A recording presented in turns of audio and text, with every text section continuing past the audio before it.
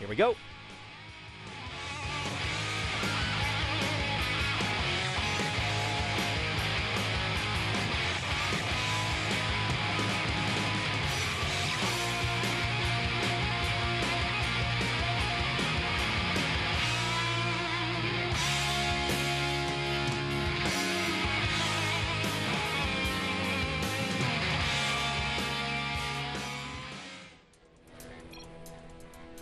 And here we go once again as we restart on Neo Planet S. In the bottom left is going to be SOS. He is in orange, and starting in the upper right, in the blue, is going to be Carno. PvP could be a little bit different from our typical PvP, and I guess that's one of the things to look at with Heart of the Swarm compared to Wings of Liberty will be the mirror matches, and that's often a telltale sign of how different a game has become, is when you see the mirror matches as to what can change from there. Exactly. With the addition of the Mothership Core, essentially early gateway timings like the 4-gate are pretty much dead now. You can also look at things like the Proxy 2 gate. Those are so much easier to stop by just, trying to stall for some time and get up that Mothership Core. Once that's out, that kind of play is completely shut down. So even though those types of builds are rare on the top level because the players are so good at defending against them, I want to say that they're going to be essentially dead builds on the highest level. Are there any ways that you might be able to cheese in this matchup still, like a Cannon Rush perhaps, or any other kind of proxy cheeses? Well, I guess you could technically get away with a Cannon Rush. The problem is, again, the Mothership Core may make that a little bit harder to deal with, but I guess technically that would still be viable in certain scenarios and starting positions.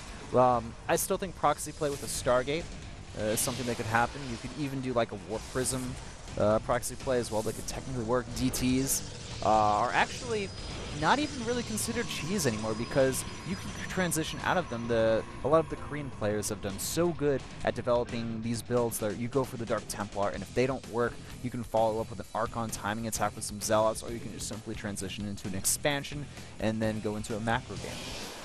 All right, well, we'll see what happens today. Once again, SOS is in a must-win situation. A little more pressure on him, although you wouldn't tell by the look on his face. He's completely relaxed, perhaps with some of the banter going back and forth.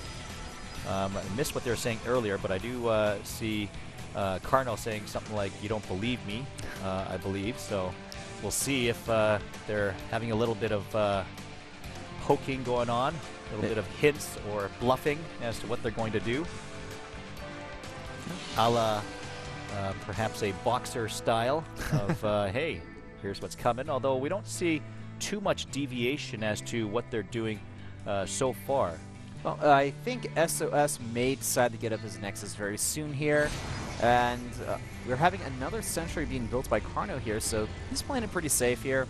SOS, there he goes, putting down that expansion. I think that Carno is going to go ahead and do the same thing as well, just trying to get that Sentry out slightly faster than his opponent, but there we go, we have mirror builds essentially. Both doing exactly the same thing so far. It is SOS looking around with that Mothership, making sure there aren't any proxy pylons, forward pylons anywhere. Carno a little bit more comfortable perhaps back at his base. Yeah, something I do want to point out about this matchup, it's getting more and more common to see early expansions in this matchup because essentially the players, with the addition of the Mothership Core, it's easier to defend against these early timings. So the more tight they get with their builds and their defenses, the less likely we're going to see one-base builds, one-base all-ins, just simply because it looks like that was a little bit of a misclick there with that shield from the Sentry, but essentially, the better you get with your build orders and timings, the greedier you can be, and that's why we're seeing a lot of these earlier expansions from these Protoss players in the mirror matchup. Yeah, kind of strange to see those the Guardian shield up there for SOS. Phoenix out for Carno.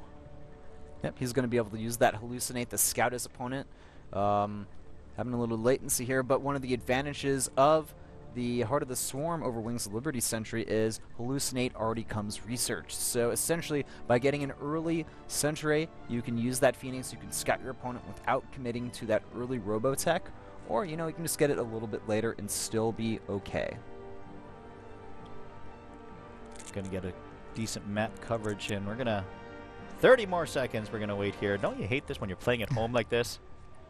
Yeah, well, at least in this situation, they should be able to go for the resume from replay if they choose to use that. Personally, I hope they do. They didn't use it earlier, but this is a little bit farther into the game, so we'll have to see if they decide to use that or not. Perhaps both of them are thinking, yeah, let's start all over on Ohana. Not going to be the case, though, as, of course, Neo Planet S is the map of choice here. Yep, Ohana has been taken out of both the Blizzard ladder map pool for Heart of the Swarm and Pro League's ladder map pool, so we're not going to be really seeing much of that map anymore, unfortunately.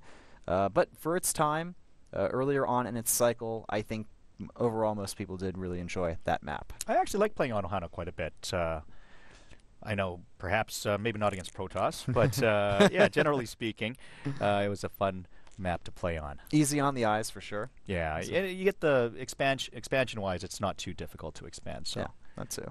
That is actually a bit of a difference between a lot of these Kespa maps that they have made and some of the ladder maps and GSL maps is that your third base is a little bit farther away from on the Kespa maps than the other ones. Or you have to bust through something to get there or to take it. Yeah, exactly. So just, you know, it's a little bit of stylistic differences. I noticed with the test maps, by the way, guys, you can check those out. I believe on US or the Korean server, you can type in Kespa. You can take a look at a lot of those beta maps that they may use in round 4, and some of them are very, very risky and wild and out there. We have a map called Fighting Spirit. For those of you who are Brood War fans, you'll know what map that is. One of the most successful maps out there, but instead of using normal resources, it's all high-yield minerals and geysers. Okay, I didn't know the name of that map, but yeah, I remember seeing that. I think those maps are on Team Liquid, I believe. Yes. I've seen on there. So, yeah, I remember seeing one map that was all gold mineral patches, and we're like, whoa, that looks pretty crazy. Yeah, I actually did a few tests on some of the maps there, and the way it works out is your initial economy gets a little bit of a boost. You can expand faster, but the amount of mineral patches in your base is reduced, so you actually have about the same amount of income when you're fully saturated on one base. So you mine out quicker. But yes, exactly. You mine out quicker, so we probably won't see Terrans going for mules. We'll see more maybe supply drops or more energy for scans, and we'll probably see much more aggressive expansions from both, well, pretty much all the races. Yeah, no question about that. That should be fun to watch.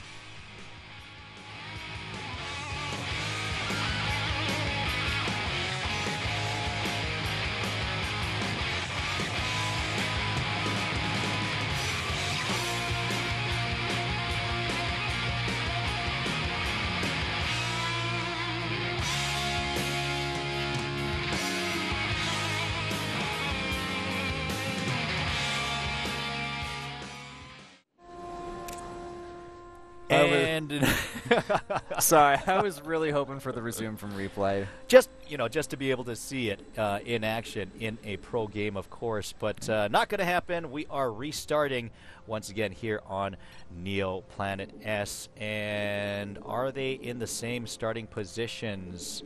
Let's. I didn't quite catch it, but we'll take another look. Yeah, like they are actually. Yeah.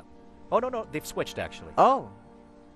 Oh, yeah, they have. Okay. SOS is now on the upper right. They stay the same color, so SOS remains orange at the top right, but Carno has now switched over to the bottom left. So opposite starting positions for them as they start, and are they going to start off the same or not? Remember, they had pretty much identical build orders in the first 5 minutes of what they were doing last time. Will they continue on that way or not? Well, I certainly hope so, unless they want to opt for more aggressive Stargate opening. I think that a lot of people out there that have watched my casts a lot more realize that I love Stargate openings. They're very exciting and entertaining to watch, and personally I love using Phoenixes and Oracles and anything that Stargate has to offer. So if they don't go for that style, it's very possible that they can move into that at a later stage in the game. I've seen a lot of Protosses eventually go into that Stargate tech because they realize that right now in PvP, Stargate is king over Robo. So if you weren't going to be a StarCraft caster, you would have been a pilot, right? Perhaps, something like that. Here is Carno in the bottom left, and double a simulator once again. Seems to be a popular opening, and let's see if SOS has done that. I don't know if I see the second gas taken by him yet. No, not yet. He should take it pretty soon here, though. There's not much of a difference, really, between getting the 2 early gases over the getting one a little bit earlier and then the second one later on. There's the gas right there. It just really depends if you want to put 2 guys on each geyser at the start. Well, he's already has 3 on each side, so looks like Carno just really going for the heavy gas. Cybernetics core on the way for both players, and although the gas timings being built were a little bit different, both players actually pretty close in terms of their builds, so nothing too crazy. Would you say that's kind of sort of like, do you do the extractor trick or not? I mean, it's kind of a preference one way or the other. Pretty much, for the most part. I mean, if you want to get that early Stargate out, maybe you want to get the double gases and then 3 immediately. We could have had Carno just had 2 on each geyser and then put on the 3rd one a little bit later. Essentially, it's not a huge difference. It's kind of like ZBZ openings where someone may go for an earlier pool or get that earlier hatch down, but in the end, it kind of evens out. Yeah. A lot of times when I play Zerg, I prefer to not get my extractor as early, and then I'll just put down a double extractor and then, you know, mine with 6 drones instead of 3. But, you know, you say tomato, I say tomato, so to say. So it looks like both players are going to be wanting to get that early expansion up again. So, yeah, essentially, the data points to if players drop, they go for the same builds. So far, so good. Mothership core. Would you say the Mothership core is going to be automatic to Protoss now? I mean, I can't remember seeing a game that a Protoss has not used it. It's kind of like almost like having a queen for Zerg. It's just something that you have to have.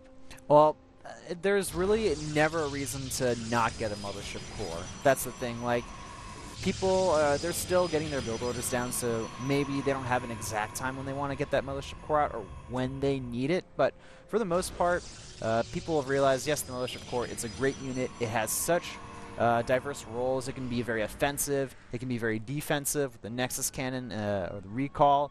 And using that Time Warp can be very pivotal against pretty much any unit composition. Hallucination Phoenix by Carno. Once again, he did that the last game, and this is right about where the game cut out. So we're sort of picking up where we left off right now, you could say. Yeah, we do see a Stargate being built by SOS, though, and Robo by Carno. So we're going to see the differences really start here. And look at that, we have a hallucinated Oracle here, and the speed of the Oracle is very fast, so it's still a very effective scouting unit, and it's really good at kind of psyching out your opponent as well. If they see that, they may get a little bit weird, maybe kind of panic. Those of you guys out there who maybe aren't playing on the pro level, which I assume is most people out there because, you know, it's very hard to be a pro, you can use that and sometimes psych out your opponent and maybe, you know, grab an easy win for doing that.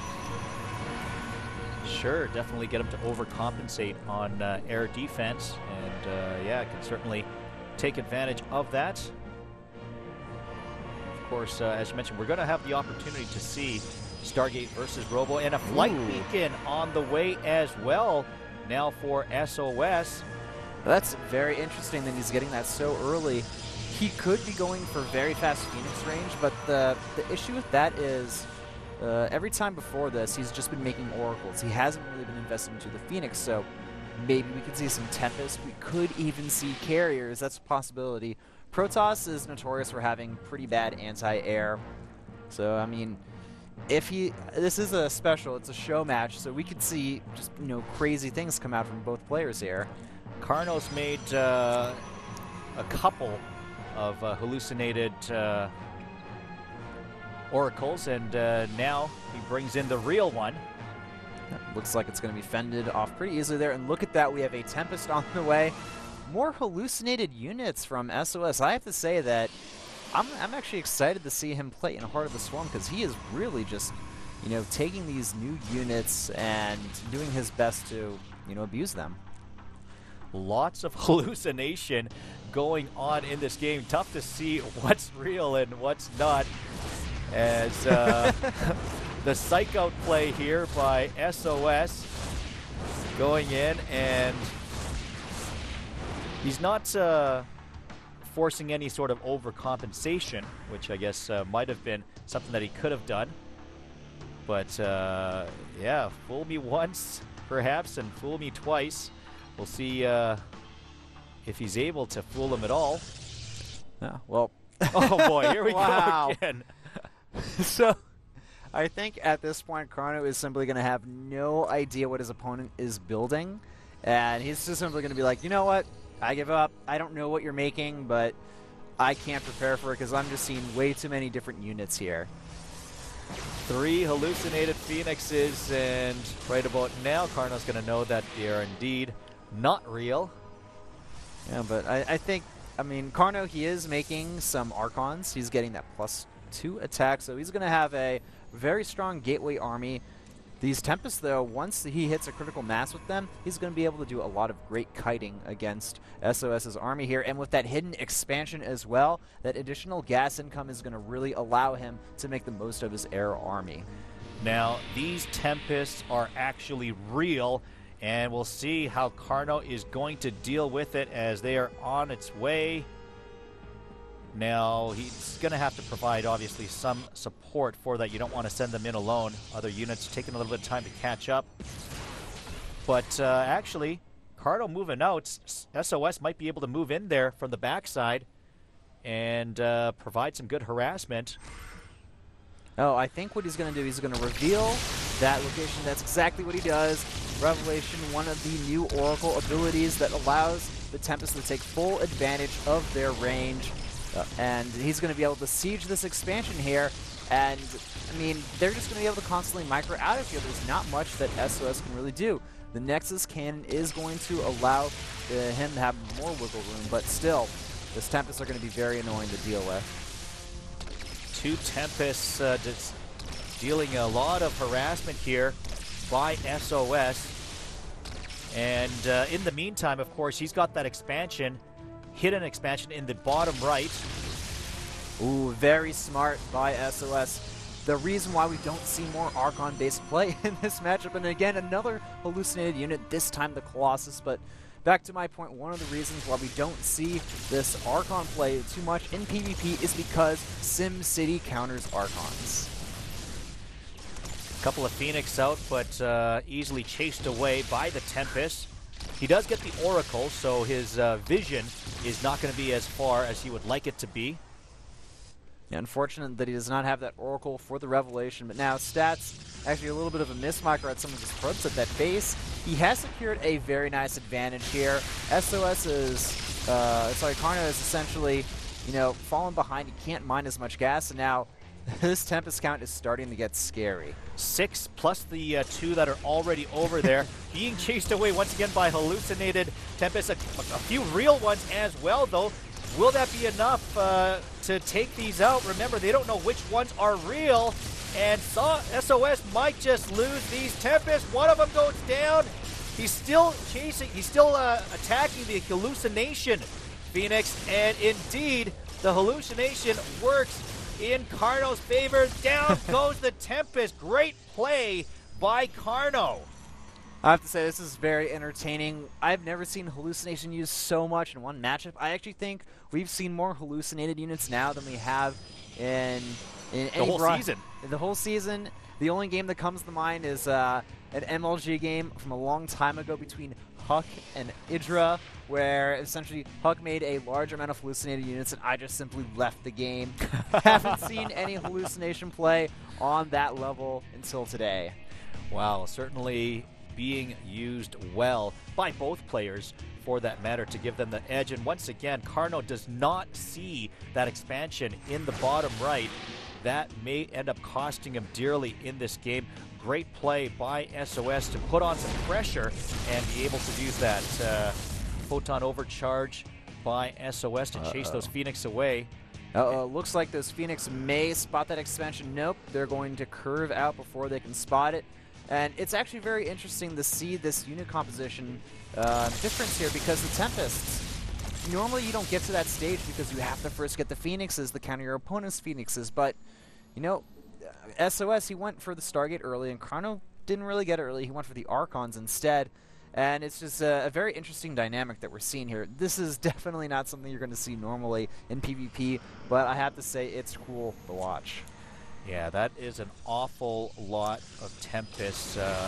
Phoenix taking out the hallucination Phoenix. And now Carno with a couple of Tempests of his own with more producing. So both players going for a Tempest battle, but certainly SOS will have the advantage in the numbers, and he's probably not going to get behind because he's got that hidden expansion in the bottom. Mind you, Carno's expanding in the upper left as well. I don't know that SOS knows about that. Here we go with the battle. It's a big number of Tempests there for SOS, who is also expanding right in front of the front gate there. An extra Nexus there.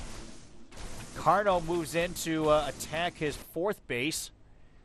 Getting some good grass off there, but look at this though. Those Tempests are going to simply shred that Nexus, and it's going to go down immediately. There is nothing that Carno can do against this number of Tempests now. He's pretty much just forced to counterattack. That's all he can really do in this scenario. Both players lose a Nexus, but look at that number of oh boy, and there's the recall. And is he going to be able to take all these units out? They're going to be able to get away to a certain degree. The Tempests are very slow, of course, but he does manage to save his expansion. Oh, and now the base is finally discovered. Immediate cannons are being put down there from SOS, but the additional Zealot Warpins, I'm not sure if he's going to be able to keep hold of that base for much longer. But look at this, there are so many Tempests. We have 20 Tempests out on the field for SOS. I think that he could just simply A-move towards Carno and win at this point. Yeah, I think even if Carno completely takes out that expansion in the bottom right, it's done its job. It's gotten SOS so much ahead in terms of resources that he's been able to get, like you said, 20 Tempests. This is going to be absolutely ridiculous. The Nexus there with the cannons as well. Look at this. Few of those Stalkers just not in the best position, getting easily sniped by those Tempests. Now it looks like this other third base of Carno is under siege. It's going to go down almost immediately here, and Carno, he's got a few units here, but he doesn't have enough to deal with this amount of Tempests. Oh boy, look at that number of Tempests. This is not going to go much longer at all. So SOS moving forward with the Tempests, trying to get to the back line. And one Tempest left for Carno. It is gone. Little bit of a ground battle going with the Zealots there, but this game is essentially over. Well, actually, Carno did a pretty good job. He was able to take out almost half of those Tempests. And they're getting replenished now, but the problem for Carno is that he doesn't have anything left. Yeah, I think SOS was able to do a good job with that hidden expansion to the bottom right, and then advancing quickly up the tech tree, up to the Tempest, obviously getting well ahead, and that is going to be the game in his favor. So SOS goes on to victory, which means we indeed are going to move on to an ace match. 2-2 as we go to our fifth and deciding game. There's a nice smile by SOS after figuring that he got away with it. Are we going to have a little banter here? Is he going to? No, he's just going back to his team, and no, we're not going to. I thought he might do have a little something for Carno, but not going to be the case. Now the big decision comes. Who goes out for the ace match? That's a good question.